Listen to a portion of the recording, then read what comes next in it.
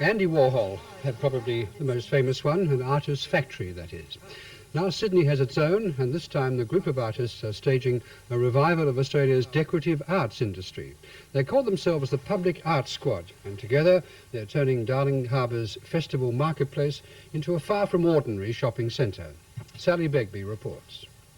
You might think it's a long way from community murals to commercial art.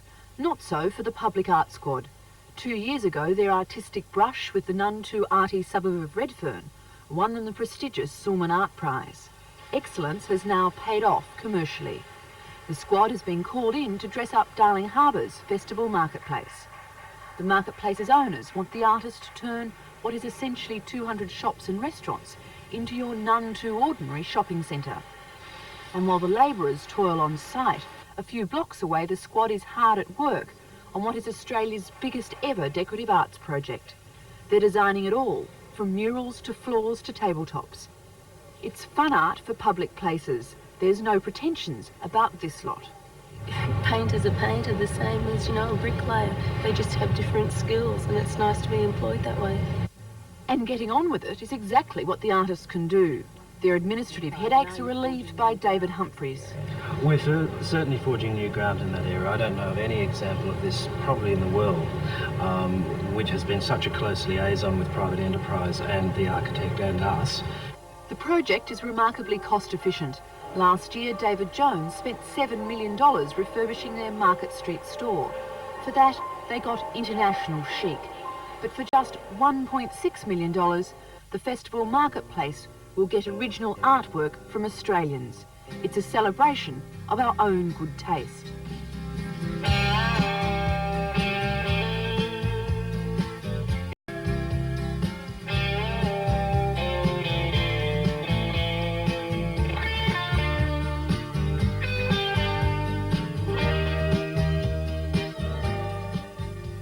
For the artists working on the project, it's a rare chance to come out of the garret and work as a team.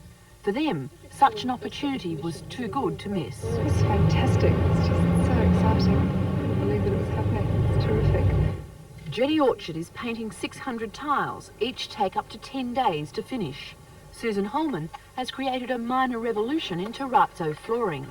Until now, terrazzo has been most comfortably at home in public toilets. But with the infusion of glass chips and a new construction process, Holman promises to have people looking down as well as up. So I thought, well, this is great, because I do believe that most of the population walk with their noses to the ground. So they'll probably see more of what's down there than up there. Bruce Gould has created this design for the floor of the complex's monorail station. Its Australianness reflects the squad's overall aim. If it all looks like childhood fantasia, then you've got it. I think childlike and fantastic is a wonderful way to describe it. I think that if we all had a bit of that childlike and fantasticness about us, we probably wouldn't be moaning and groaning all the time.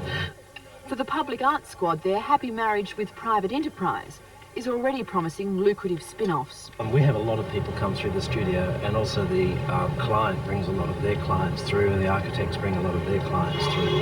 And there's a lot of development work going on with tourist resorts, and there are international projects that we're starting to be consulted on at the moment. It's just as well the idea to employ artists on commercial projects is taking off, for the squad has no time to write endless submissions seeking public grants. In turning the festival marketplace into a retail Georges Pompidou centre, they've turned themselves into a commercial hot property. That story by Sally Begbie.